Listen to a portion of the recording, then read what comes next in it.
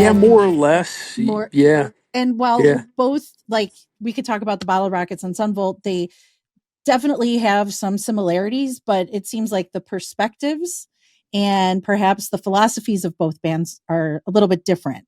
So, One thing we all, myself included, we're all from small towns around St. Louis. We're yeah, not actually from St. I mean, this is the big city that you went to for right. fun, to see shows, to go record shopping, to buy musical instruments.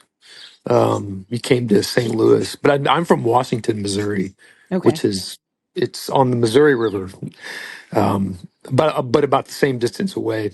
You Okay. know, as like Festus, it's about a 40-minute, 35-minute drive.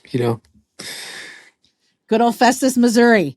Yeah, Well, I was going to yeah. ask, from what place did, like, what perspective or philosophy did the music of the Bottle Rockets come from? Yeah, definitely.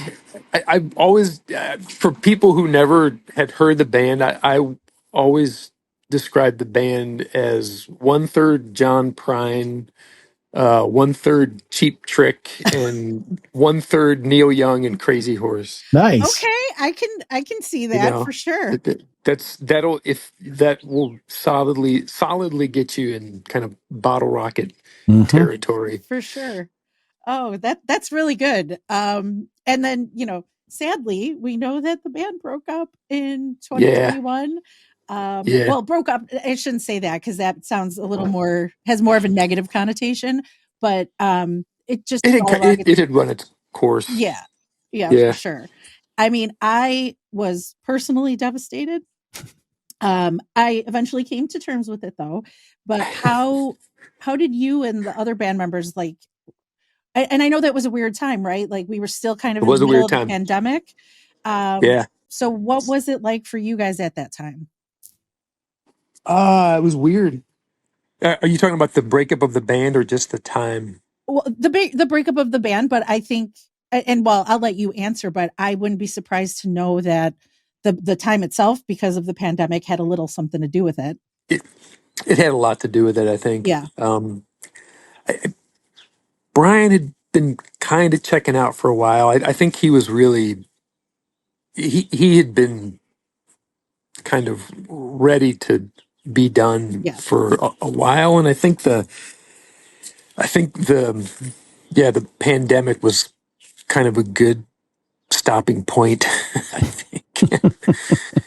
And it was really, in hindsight, like it was kind of the the cruise, that last cruise that we were on, it was sort of like the like it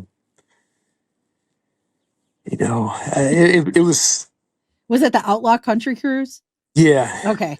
yeah, it was kind of like going on vacation to see if he still wanted to be married, kind of like end of the relation, end of the right, not quite wanting to get divorced, Kind of and like seeing Temptation it's a, Island. well, kind of, yeah, it's just like going on vacation and it's like, well, are you still gonna Mm. do this, or and And that was it, huh? yeah, Yeah. yeah, Yeah. I've been on one of those vacations before, unfortunately, but yeah. yeah, they all tend to turn out the same way, which is obviously disappointing. But that's the great thing about music is if you want to hear the Bottle Rockets, you can still hear the Bottle Rockets. Maybe you can't see them play live, but by golly, your music's there and it's Yeah, it is. fantastic. It's a catalog to be proud of. I will say.